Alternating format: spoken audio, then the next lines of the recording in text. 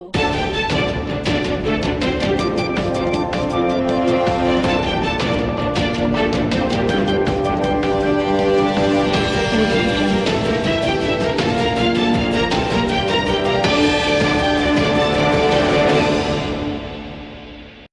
શહેરના મહેસાણા રોડ ઉપર આવેલી વરસાદી પાણીના નિકાલ માટેની કેનાલમાં વહીવટી તંત્ર દ્વારા પ્રી મોન્સૂનની કામગીરી કરવામાં નહીં આવતા ભારે કચરો અને ઝાડી ઝાંખરા ઉગી નીકળ્યા છે.